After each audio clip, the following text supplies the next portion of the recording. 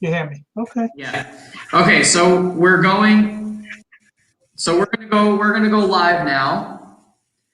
Hey, where's Moshe? Give me a second. Yeah, Maishi's gonna be here. Maishi said he'll be there in a minute. Okay.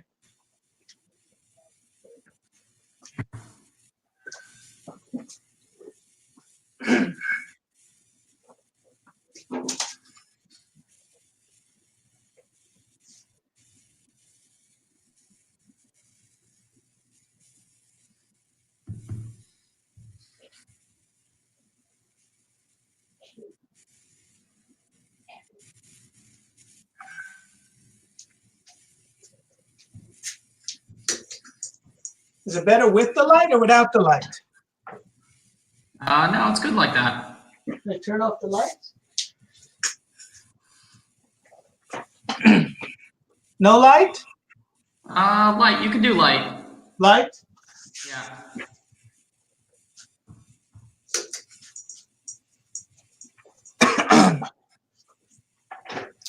Okay. All right. Maishi said he'll be there in a second, so we should get started soon. As soon as we get Maishi to join us, here we go. All right. How are you, Maishi? Oh, wow, I got my pants on. I apologize about that. That's all right. Okay, so look, we're gonna get started, and I don't know if you guys have the questions in front of you. I have them printed so we can just follow along like that. I guess we'll start with some introductions. So I'm Binyamin Lerner, an alumni of Cincinnati, and we're here with two other alumni, Maishi Reichik and Yossi Greenberg. They're both Shlichus now. I'll give them a second to introduce themselves, and then we'll get started. Maishi, you can go first. Hi, Maishi Reichik here. I do Chabad at Brooklyn College, and we're 4.5 years in, and it's a big schus, a big excitement, what we're doing, and I can't wait to see what this what's gonna go over here. Ready to help out and get things started.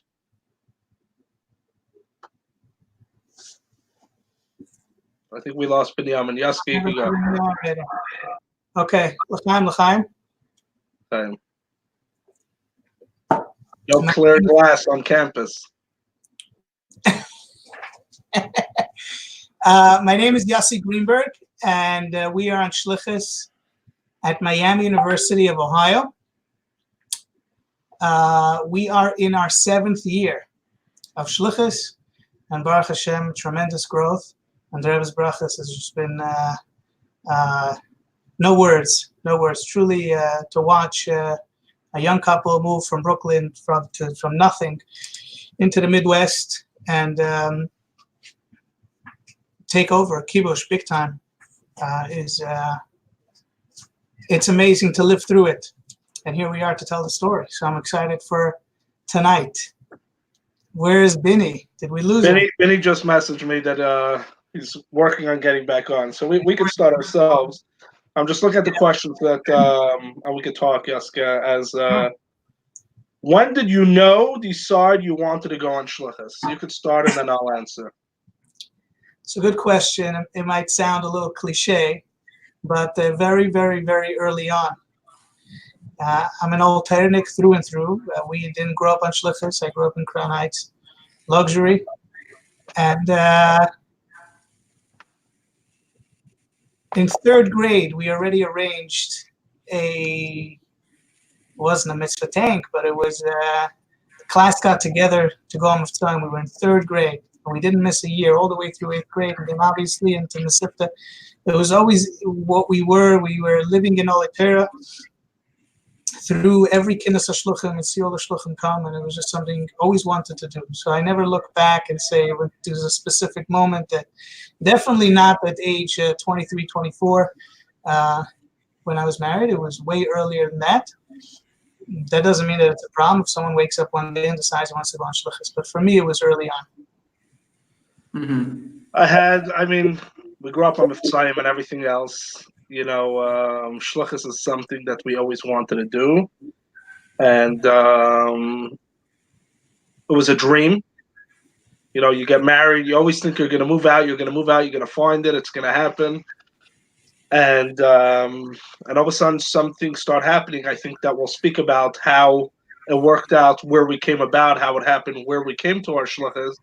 But all of a sudden, like they say, it hits the fan afterwards. All of a sudden, it's like, okay, so what do you do now? But it was always, a Shlichus was something, it was out of the question. It was something that we wanted to do, and like you're born into it. You know how to put on film at age 6. You know what I mean? Because you're wrapping people tefillin on the street at age 6. So you're a pro already. So it's in your blood, and yeah. Back to you, Benny.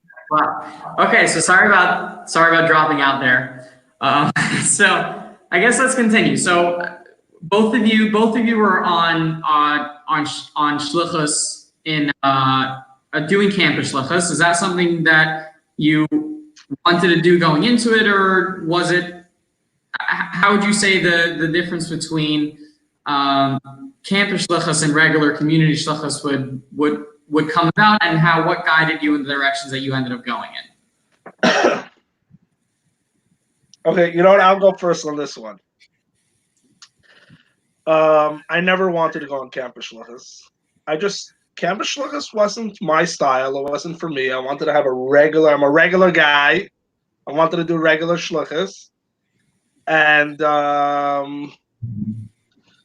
I called Yaska. I remember in middle. In short, I was really, really almost moved out to one place. I should say there were 2 places, and it just wasn't working out. I called Yaska. I said, Yaska, throw at me some Shlichus.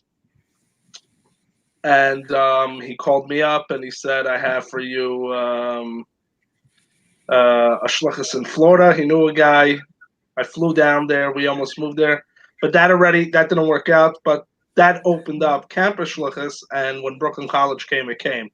And it was something, it's not good to close off yourself. That's what I saw afterwards. Open up yourself to any type of Shlichus opportunity. Don't, I only want this type of Shlichus. I mean, some people do have adult education or something else that they dream of, and they give shiurim, which is a beautiful thing. But if you're looking for Shlichus in general, look for opportunities. Don't say, I'm only looking for a certain type of Shlichus. It's really any type of Shlichus, any type of opportunity. So I was not looking for campus Shlichus in the beginning, and I never thought I would move to campus, but I ended up on campus, and Baruch Hashem. Yep. Yasko, what about you? Would you say you're in the same boat, or was it always campus Shlichus for you? I didn't know the first thing about campus. Maybe I still don't, but I definitely, it's one big Ashkara Pratis, so I put myself into Moshe's category. We wanted to move on Shlichus. That wasn't a question. I didn't know the first thing about the difference. It was just like, we're moving on Shlichus. What's haste? Again, have to have a Shlichus. And you need a certain part of that, of just like, we're going, that shift in mind, you're moving. Then everything will fall into place, hopefully, if it's Bashert. I remember my uncle sitting me down in Crown Heights, and he's a Shliach in Minnesota. He's like, what kind of Shlichus do you want? And that was the first time that I thought about the question. It was like, Shlichus. What do you want to do? There's friendship circle, there's teens, there's youth, there's the adult, there's and everywhere in between. And that's the truth. There's community. You see yourself giving speeches in a pulpit rabbi and making levias, or who are you? What are you? I definitely didn't think the first thing about campus. I would say that it mamish fell on me, and I guess you say fell on me. It was, the story was that someone mentioned it to me, and as a lot of you know, I had this connection to Cincinnati, so I saw nothing holding me back from trying to pursue it, and we pursued it. And I don't know if this will come up in the questions later, but it took almost over a year from when we started till where we actually moved, over a year. So it doesn't just happen, but persistent and pushing forward. And it became a reality. It became something that it just grew on us. We came to visit the campus. We started making research. And but looking back, I mean, I was such an alternative, and so I didn't know the first thing about a fraternity and a sorority and the difference between a sophomore and a junior. I came here to campus. I still learn new things, but no, I wasn't. It just happens to be that Moshe and I are on campus, but that's a fluke. There's thousands of shluchim that are very successful elsewhere. This just worked for us. Gotcha.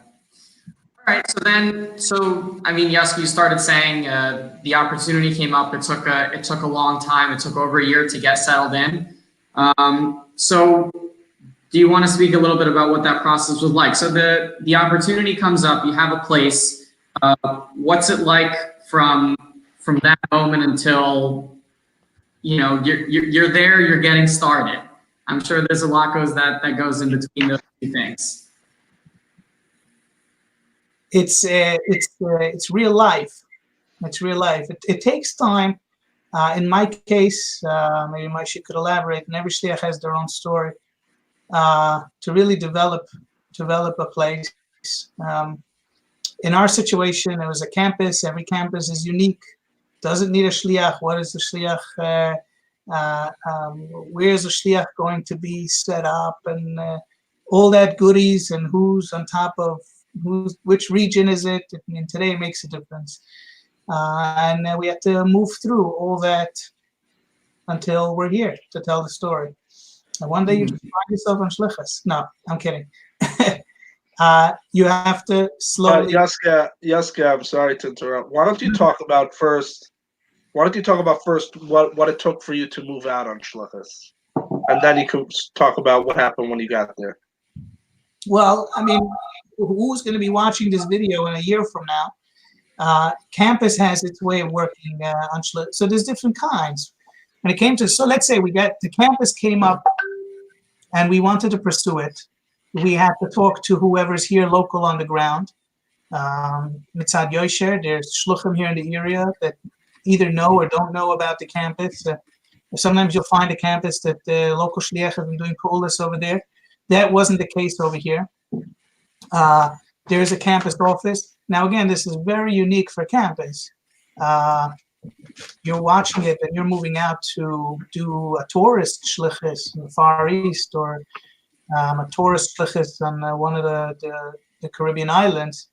You can't compare it to the shliach who's in Europe, doing a community, or someone in America. And it really, before we even start to say that every single shlichus is going to be different, and I know, again, that's something everyone will say, and it just sounds like cliche, but it really is, even the campuses. So there's over 200 campus shluchim, and we meet once in a while, and you hear the difference. I can't compare it to Moshe's campus, and Moshe can't compare it to my campus.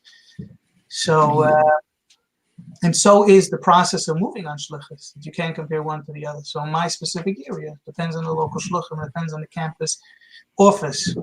It just happened to be a good campus that was not being looked at, and we really had to sell it to the office, to the shluchim who run that, to get all the okays, to work through everyone. And I'll tell you the truth, it's not like, I mean, like I said, it took over a year. I mean, people told us to get lost, and it's not happening.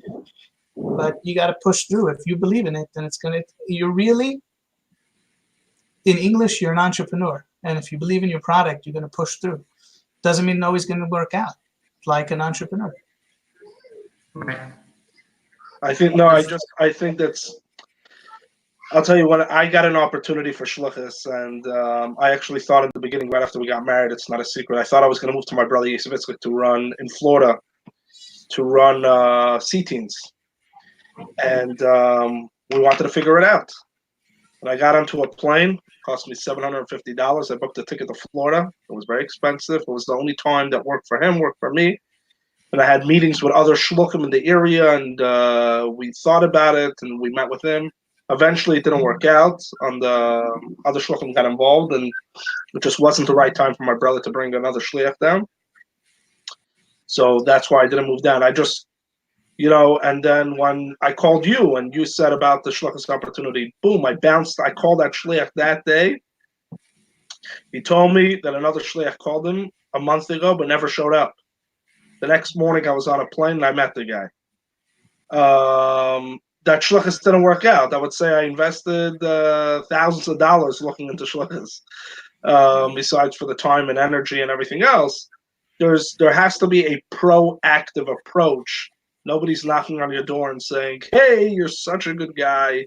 Why don't you come down?" Because if a guy's knocking on your door and saying you're such a good guy, run out the back door. I have had a few of those, and I did not show up to those meetings.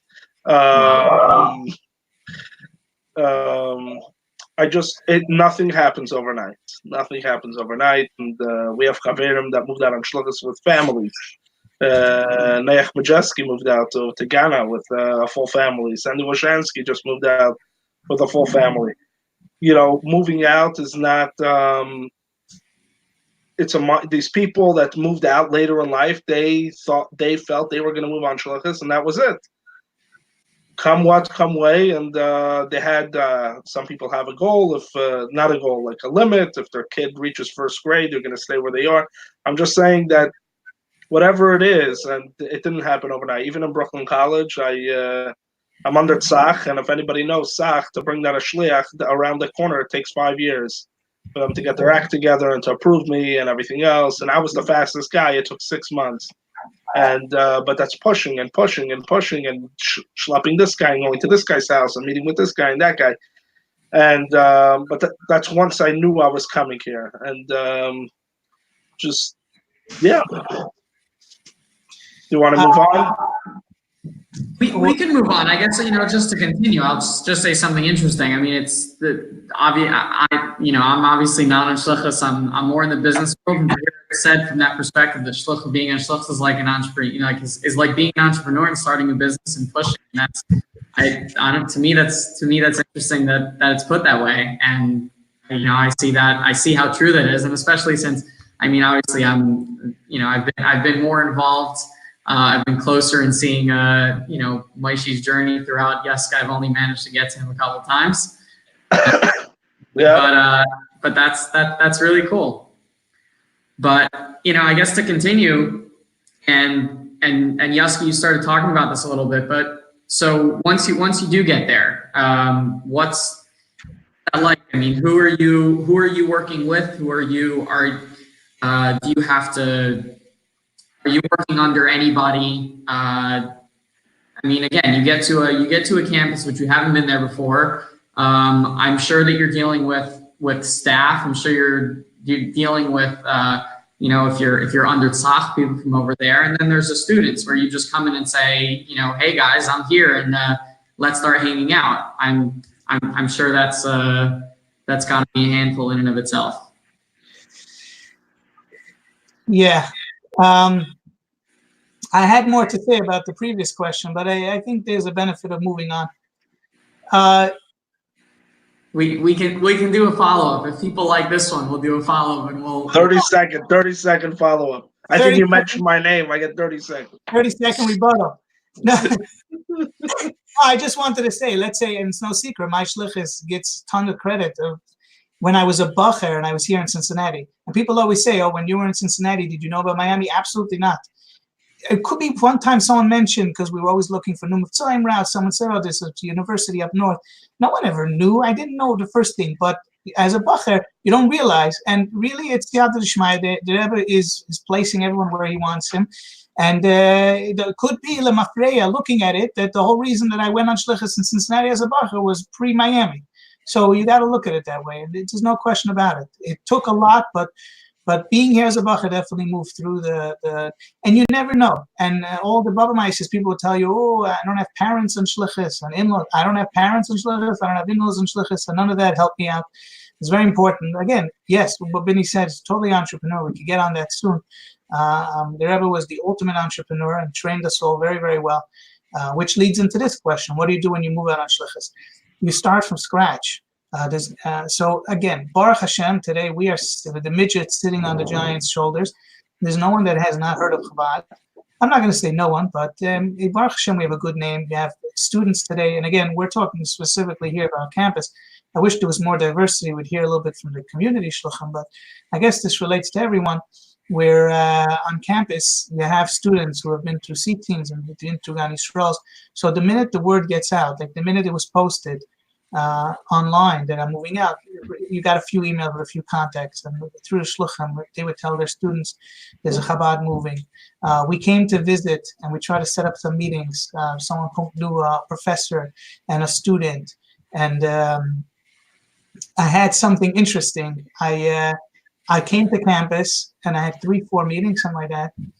And I leave, I go back to New York. I get an email from a student that we didn't meet. And she says, oh, we heard you moving to campus. We want to welcome you. We're so excited Chabad is coming. So I said, BTW, how did you know we're coming? So she says, she writes back an email, says, the truth is when you were on campus, I saw you. And I went to another outreach professional that works here on campus. And I said, I saw a bearded rabbi. He's not even bearded. Bearded rabbi walking around. I said, yeah, we know Chabad's coming. So, Chabad's coming. Chabad's coming.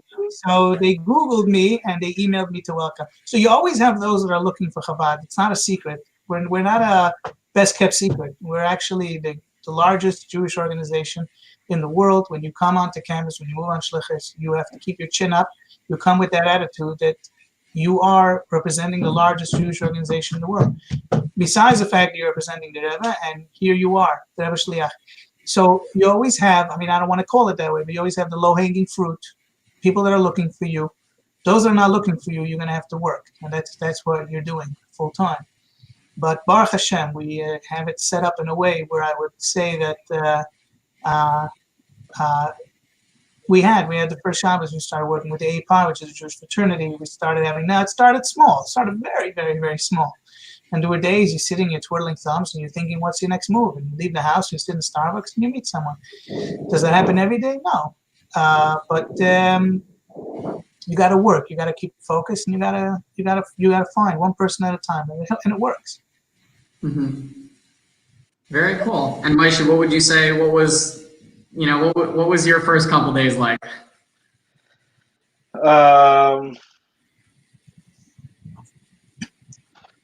I spent my first couple days in bakeries. No, we actually got one of my first names was from Yaska. Actually, it's funny, and Andy. That was before we officially moved out. I met like Yaska says, you meet a boy, you meet another boy, you meet a girl, you meet this, you meet that. And Bashkacha Pratis, we live right here, so things were a little different on campus. You need a club to be very active on campus. And in order to have a club, you need to register it in the middle of the semester before, so let's say around Pesach time for the following year. And because we're in New York, I was able to register this club before we moved down. And I got these few students that I met. We registered the club. So when we started, we actually started full force. So we moved down in the summer, and we started the first day on the semester. We were already on campus. We had a huge barbecue, and we were already official on campus. That was Mamash Hashgacha Pratis and the Rebbe's Bratas. Miracles, actually. I still remember the first day on campus was a huge club fair. And you want to look good, you want to look presentable. We're here in Brooklyn, there's tens of Jewish outreach programs, whatever and you don't want to come like a schlepper. So we ordered a tablecloth and everything. Anyways, the tablecloth didn't show up. And we're going to this fair, and we don't know how you're going to present yourself. And we look like, I got an idea to have water bottles with our name on it. And then they were giving out cold water bottles on campus, and we were giving out hot water bottles with our name on it. Everything looked terrible, but everything worked out beautiful. Our tablecloth showed up right before 10 minutes before we left the house. The tablecloth showed up. The school ran out of water within a half hour. Everybody was coming to us for our warm water bottles.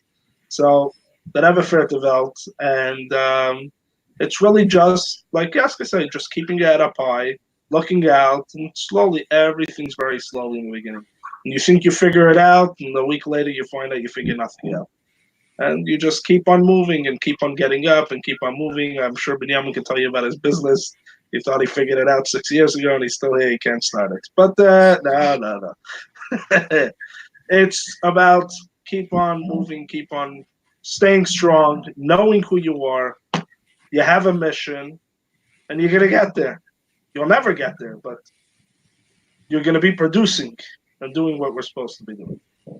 Right. I mean, yeah, I could definitely relate. I mean, like you said, you got to give me a little credit. It's more 2 years than 6, but with friends like these. But no, I mean, I used to say myself. I mean, growing up in yeshiva, you know that Hashem runs the world. You know that you have brachas and things like that. But really, for me, when I started working, that's really when I started to see it. When I started to see how things that don't make any sense, and all of a sudden they fall into place.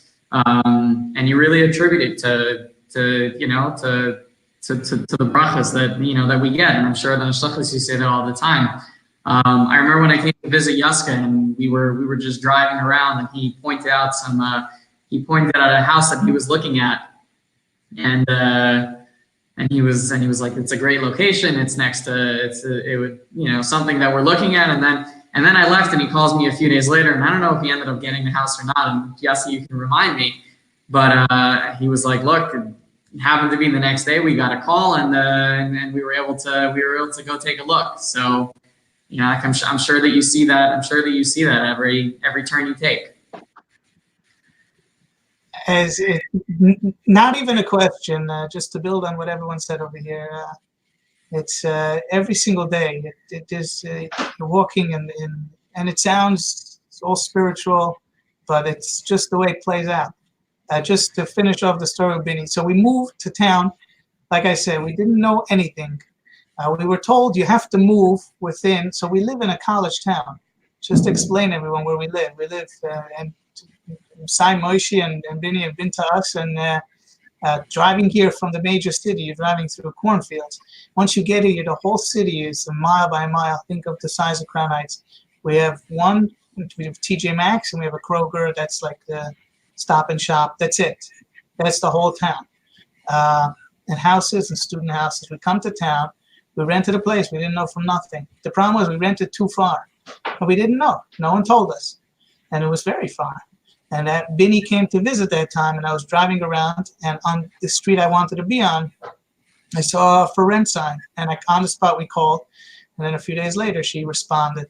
We were only in that place for 1 year, then we moved to the current place, and now Baruch Hashem, we're moving again to our final destination till Mashiach comes. But again, we had a few stops, just because again, you move to town, you don't even know where you want to be. You don't know anything about the culture of the town. You don't know anything about, but you dive into the deep end of the pool. It's the most amazing experience. Nothing could prepare you. It's you move. You're now part of the fabric of the town. So you go to the bank, you go to the grocery. Everyone knows you. Everyone waves to you. It's your mamish. You're Toisha Vashchuna. That's the Rebbe wanted. The Rebbe didn't want that you should commute. Ever wanted that you are, and the students feel it, by the way, they know. Out of all the people that work here on campus with the Jewish community, we're the only ones that actually live here. And they respect it. And it takes a big toll for chinuch and for kosher and for everything in between. But that's what you're signing up to, in advance. There's no ecking and becking. It's great. I'm not going to lie. It's an amazing experience. Wow. All right, so let's move on. I know we spoke about this a little bit, and I'm sure that for everyone it's different. I'm sure we'll talk about how the students, in your case, the students, welcome you and react to you being there. And I'm sure the same goes if someone's on community shlichus. The reactions that they get will obviously be very different across different, the different people that they're serving. I guess just to share your experiences, what was it like interacting with the students for the first times? What was their reaction? Were they happy to see you? Were they annoyed to see you? Did you have to chase after them and then they ended up warming up? Like, how was that? What would you say the first couple of years getting to know your students were like? And obviously, I know that your students because you're on campus, you get new students every year. But what was the beginning like for you? Mike, you want to go first? Nothing. It's interesting question. There's no beginning. The beginning, like Yaska was saying, it just happens. You hear it, you're stuck, and you just start.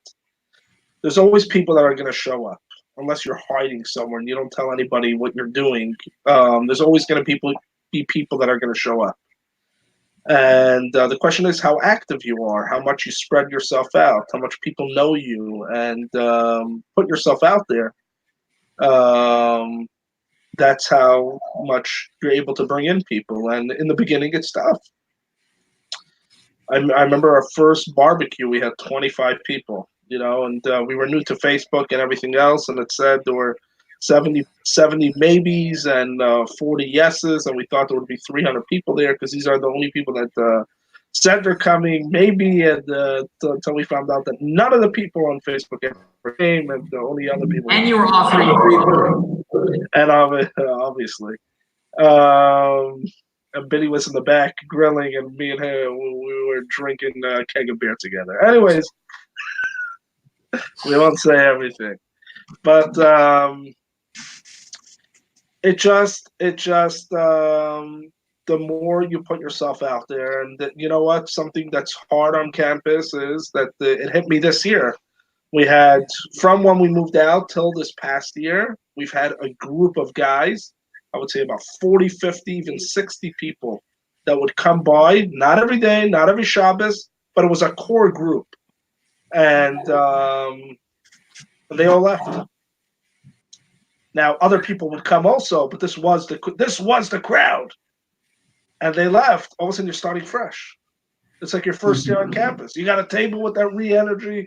Nobody's coming over. You're getting people. You're moving out. You have to go over to people. And it's embarrassing. And should I ask him? Should I not? You ask. And you do it. Sometimes you ask, sometimes not. And, you got to definitely go out. Now, you will have people come to you, but you're not going to be able to grow by just people coming to you. Mm-hmm. Yaska? So obviously, both of us are talking about campus. If you can imagine, a community would be very different. Community, your goal is you're trying to build a shul, a congregation, a community. That's probably a better word. So you're trying to collect people and hold on to them and get their kids into Hebrew school and get a preschool. And so all that, I don't have much experience with that, but I would imagine that it's very, very different. Like Moshe said, on campus, we have a rotation of 4 years. 4 years meaning every year. Hey, listen, the tourist shluchim have a rotation of daily. So again, there's no rules to this game, but we do have 4 years. Sometimes it's very hard to say goodbye to some students. Sometimes it's very easy to say goodbye to some students. I'm just being honest, but usually it's very hard to say goodbye. We really, really love them and they become family. One thing I want to add on to Moshe is that, again, the numbers really is so hard because for one shliach, 25 is a little. For one shliach, 25 is a lot. Also, a community shluchim works that way. So numbers is really a hard thing to deal with. One thing I found successful, that works for me, and the way I reach out. So we do, and it might sound so simple, but it is. It's reaching out to students for coffee. So anyone I meet, I want to do coffee with, and I could do up to 5 a day in the good season. Usually new students, but sometimes recurring students, just keeping them in the loop. What does coffee look like? Coffee looks like you basically go there with an empty mind, with no agenda. You're sitting there. I sat yesterday with a student for an hour.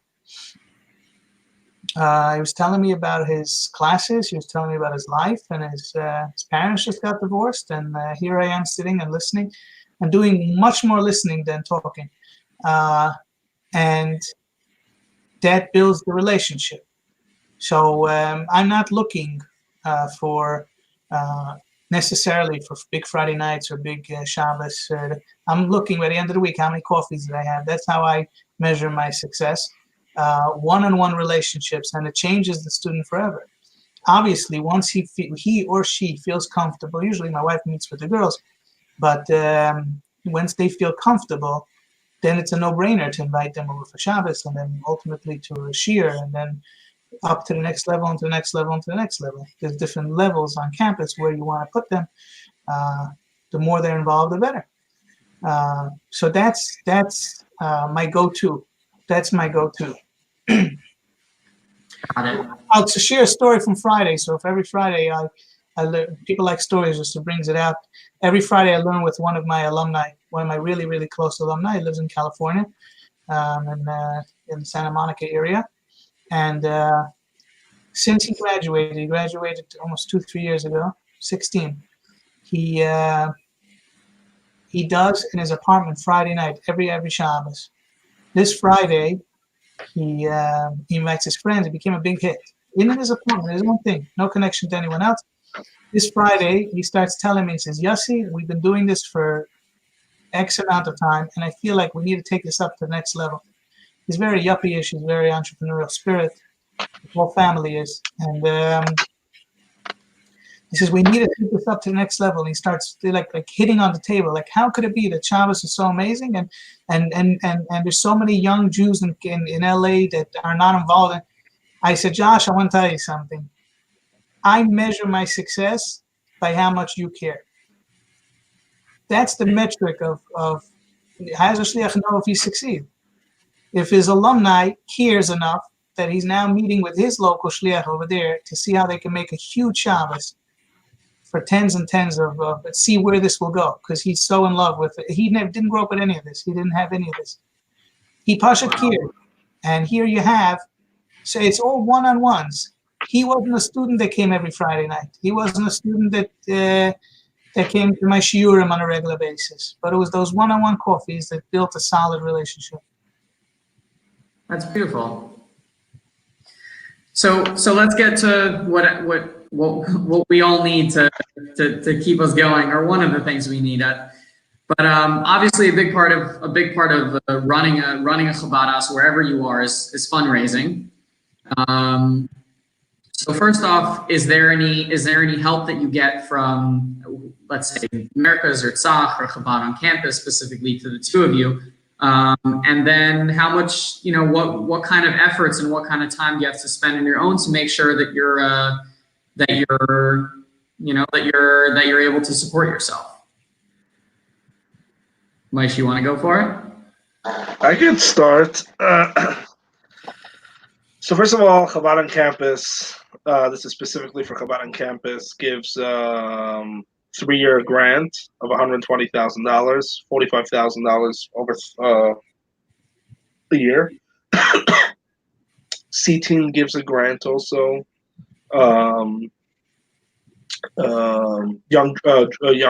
YJP gives a CYP, whatever they're called.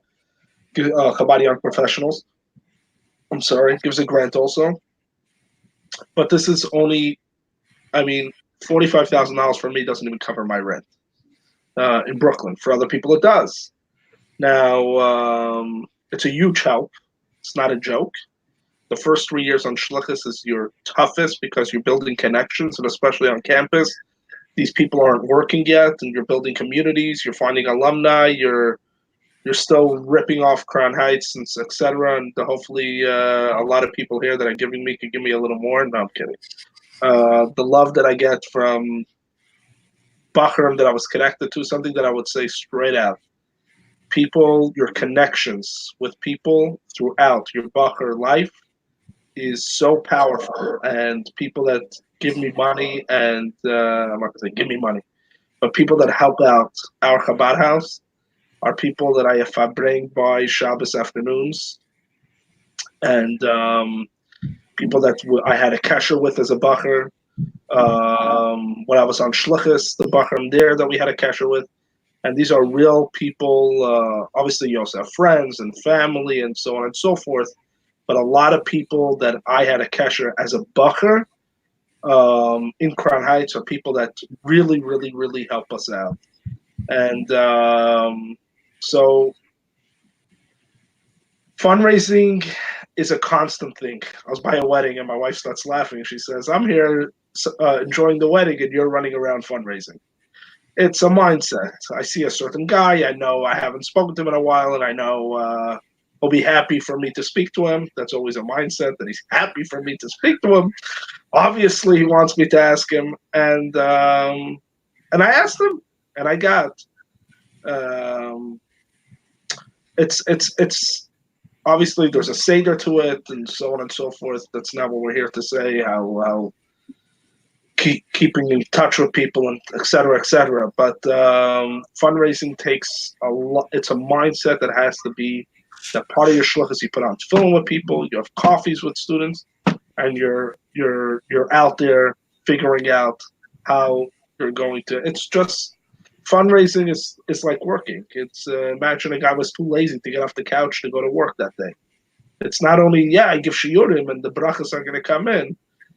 I'll tell you some other brachas that might come in, but it ain't, you gotta actually go out and make those phone calls or actually go out and meet someone, and you get no's 3/4 of the time, or you get a not yet, or not a good time, or I would love to, and you have potential, and all those answers, but that's the only way, and it's something that takes a lot of time. It's not something to push away, and it's not something that we're born into, and you can go to 1,000 classes, and you're not going to become a professional fundraiser. Some people have it in them, most people don't, and you just get acquainted to it. It just becomes part of you.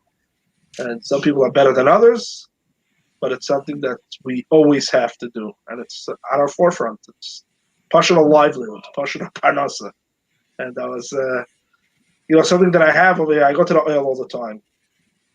And I write into the Rebbe and constantly, and you're not here. You write into the Igris constantly, and I have stories about my campaign about writing into the Igris and going to the oil. I just did a campaign, and we did 36 hours, and so it's 2 days and 1 night. That's 36 hours. Came the second morning, and we were at 30%. 30%. You have 12 hours left. It's impossible. It's just not the first day and the first night's your whole hype. That's when all the students are hyped. That's when all the people helping you on the campaign are hyped. And I went to the oil, and we finished the campaign with real money. And it's miracles. It's pashut miracles. It doesn't make sense. The whole thing doesn't make sense. This whole fundraising thing doesn't make sense. That I'm asking a guy in Flatbush. That was I came. I just reminded a certain person, Sam, I live in Brooklyn Colleges in the beginning of Flatbush, and I'm davening in a shul, and a guy tells him, hey, there's a Lubavitcher that just moved in, why don't you give him an aliyah? And he announces in front of the whole shul, we don't give aliyahs to Chabadniks. And he's actually making for me a parlor meeting in Bezos Hashem in a month. So these are this is the Rebbe's brachas that happens over here. Not that he hated Chabad, he just likes making noise. And it paid off, hopefully. So it's definitely, fundraising is something that you just got to do it. It's part of the shlut, like putting on tefillin. Yes, you got. Back to the analogy of the entrepreneur, and I'm really, really into that, and believe that's really what the Rebbe wants. The Rebbe doesn't want 9 to 5. You check in, you check out. The Rebbe wants you to own the shlichus like you own, like an entrepreneur owns a business. When you start a business, you have to come up with the capital, and you have to keep that afloat, and you have to make sure that achrayus for the money coming in and going out, and that's the same thing on shlichus. I don't see any difference. What is the reason that we feel that we have a hard time? It's very simple. Because we're so ingrained and so trained. Baruch Hashem, Fabrengens, years of yeshiva, Mefzaim. We're trained to give. We're not trained to ask or receive anything. We're only trained in one direction. No one ever trained us to receive and to get and to ask. So that is our problem. First, in every, idea samachlas, chatzir refu, you have to know what the problem is and then work on the solution.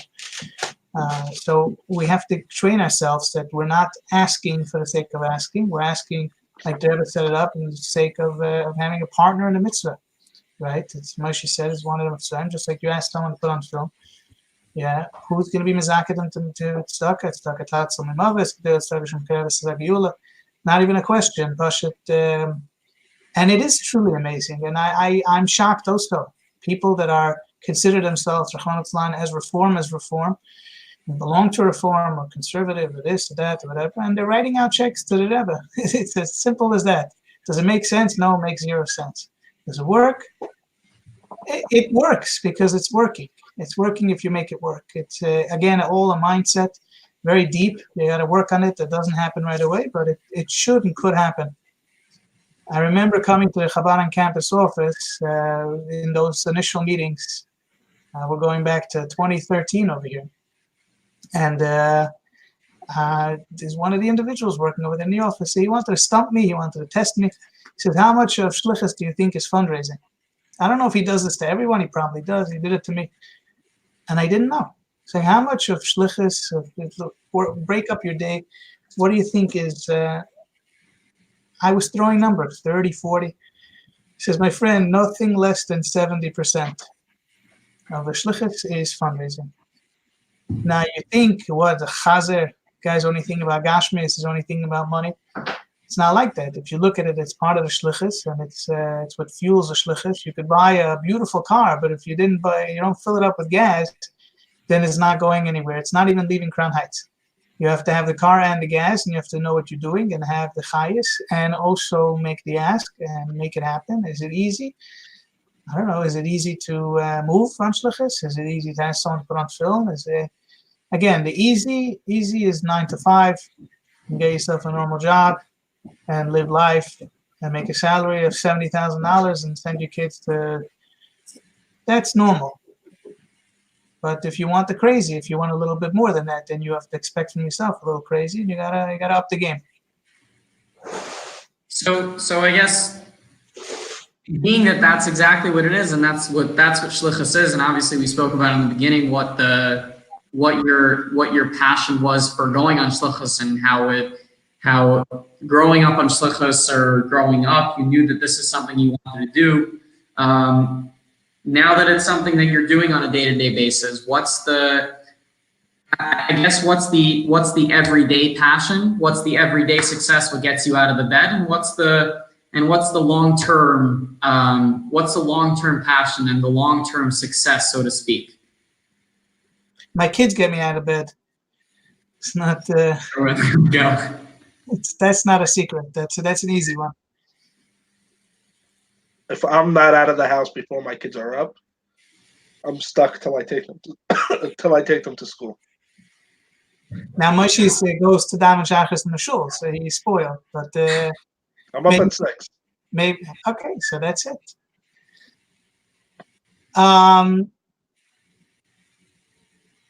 There's no question about it that it's and you speak to the most amazing shluchim that we all look up to, and the role models and the rock stars. And my wife's grandparents moved on Shlichus in the early 60s, and after 2 years she wrote to the Rebbe that she's ready to come home, and the Rebbe wrote her a long letter in English. I think it's in Igris, or maybe it's in the English Igris. And they all did. And Gershom Mendegerelik's wife has the whole story that she traveled, and she also wrote to them, what am I doing here? And I don't know if there's any shliach that didn't. When it comes to the students and we teach them about Yiddishkeit, they think that frum people are just have blinders and don't ask questions. Even Moshe Rabbeinu asked questions, and Avraham Avinu, and that's not a problem. And shliach wakes up in the morning and asks himself every once in a while what I'm doing here. And you know what? From my experience, the Rebbe usually answers the question. Because it's a legitimate question, and therefore you deserve a legitimate answer. And usually something happens, it just falls on your, and you're like, oh, now I know why I'm here. I know exactly why I'm here. Moshe said before, whether it's going to the oil or writing to Rebbe Nigris or writing the duchs, when you look back, sometimes day to day is I wouldn't call it a struggle. I just call it maybe even a drag. And then after every year, we make a photo album, or we write the duch, or you look back and say, wow, that was an amazing semester. So you had those quiet days, but then you look back and like, wow, look, this is unbelievable. Look at the pictures. Look what was going on. So you answer your own questions. Again, this is campus. Campus is unique. We have at least 2 big breaks during the year. It's not like we could just do nothing in that time. It's time well used. But we do have breaks. Community shluchim never get a break. There's no such thing. That doesn't make any sense. We have some shluchim out in the middle of the Far East that they're only a half a year. So what do they do the other half a year? And how do they answer those questions? The questions are good. Keep them coming regarding what am I doing here? And no one size fits all. And everyone has to answer their questions by doing more. Moshe, what about you? What am I doing here?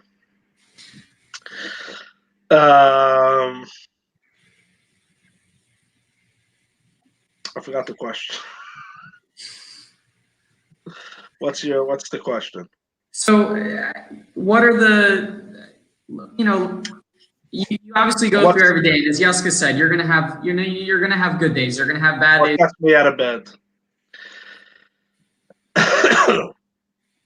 Listen, like Yaska said, you're an entrepreneur. You're not working for somebody. If you're working for somebody, you got to show up to work. If you're an entrepreneur, it's gonna be tough, and especially in the beginning, it's like just get up and do what? Get up and go where? Get up and speak to who?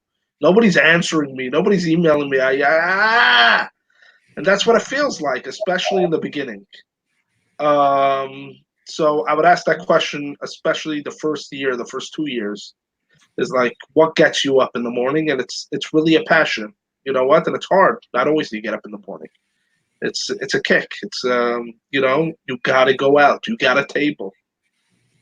Makes no difference. And you know what? Tabling at Brooklyn College is not easy. We gotta schlep our own stuff, and because we're not used to schlepping stuff, we get stuff delivered to our door. But you gotta.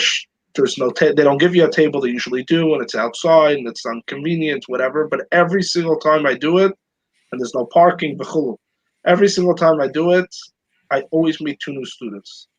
And I could stand out there for an hour and I come out wiped. It kills my day. But it doesn't kill my day because that's what I'm doing here. It's like the same thing.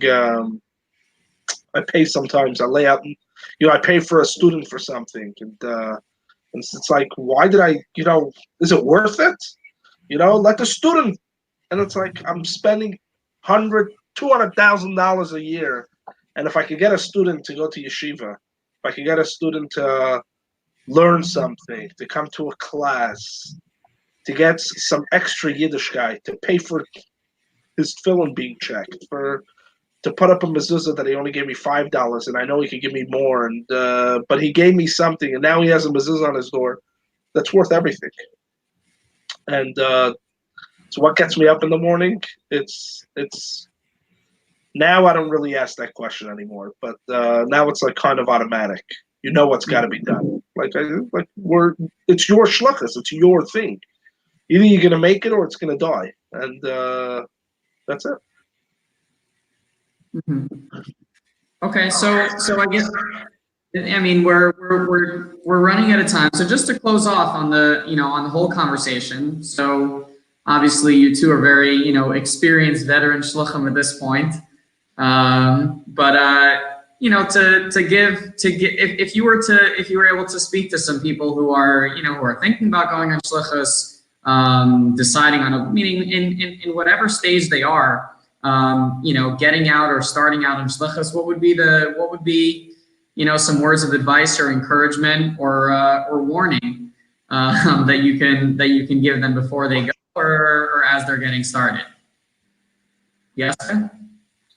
I think so much of what was discussed tonight is everything I want them to hear.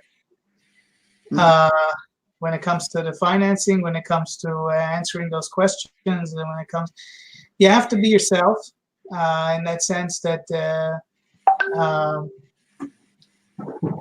you really have to be yourself. And they always tell you, don't look at Facebook and don't look at COL Live, what other shluchim are doing, because that's what works for them. And what works for me doesn't necessarily work for Moshe, and vice versa.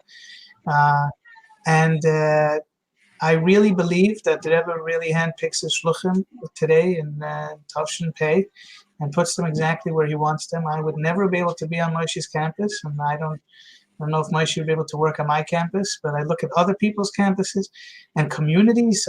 Now, when we started the conversation saying I didn't know anything about campus or one campus, I would never look back. I can't see myself anywhere near a community.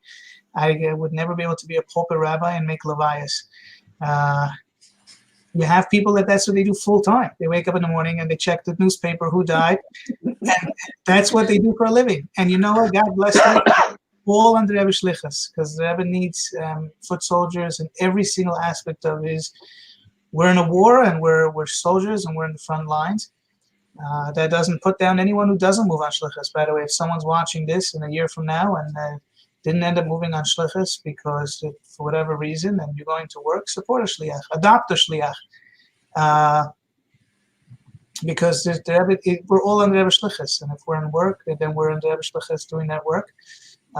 Personally, I don't see it any other way. It was Shlichus, and that's it. Getting back to, some people sit in Koil and they say, "Oh, I'll look for Shlichus in a year or whatever." I told my wife when we got married, I was started to look for Shlichus the next day, and took about a year and a half when we were on Shlichus. But it wasn't a year and a half that I didn't need to be anywhere. We were ready to move out. And with that mindset, we did move out with no connections with parents and no special grants other than what every campus shliach gets. And we made it happen. You have to be yourself. So what works for me, works for me. You're going to look at somebody else who's at a bigger campus or a smaller campus and compare yourself for what? Or a smaller community, a bigger community. Every shliach is exactly where they belong, doing the work that they got to do. Why? Because it's every shliach. You can't compare. You look at the other outreach professionals, and they're all doing tremendous work. But there's something about the Rebbe Shliach working with Rebbe's Koiches. And you see the miracles day in, day out.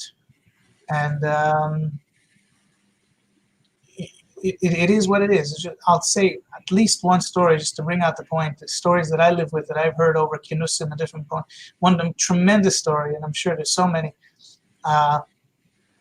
Mendel Rubin, shliach at the University of Albany, upstate New York, says a story about his father who moved out to shlichus in the early 70s. In those days, they would write a weekly duch. And he wrote in a weekly duch, and he skipped Wednesday. And he gets a call from Rabbi Chadakov. He says, what happened Wednesday? He was going to Shkeshiva, and you didn't write anything. So he was talking under his tone. He was embarrassed. Rabbi Rubin, senior, was embarrassed to answer Rabbi Chadakov. He says, Wednesday we didn't do anything. We went and we had to buy a fridge. They just moved on Shlichus, and he had to go buy a fridge. And he did that on his Wednesday, and therefore he didn't put on his duch, because it's a Chabad Hashem to write in his duch. And Rabbi Chadakov said, you should have wrote it in your duch. That was your Shlichus for Wednesday. You went to go buy a fridge. It's part of your Shlichus. You walk in the street as a frum yid, and there's no question about it. Sometimes we think, well, we're bearded and the other outreach professionals are not. Our beard is our biggest asset.